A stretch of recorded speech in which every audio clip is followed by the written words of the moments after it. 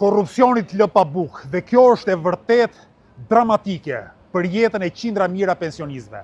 Ka mbi 500.000 pensionistë në Shqipëri që marrin një pension më të ulët se minimumi jetik. Dhe arsyeja pse marrin pension të ulët, arsyeja kryesore pse marrin pension të ulët është hajdutëria. Hajdutëria e gjithë atyre që kanë qeverisë Shqipërinë dekadat e fundit.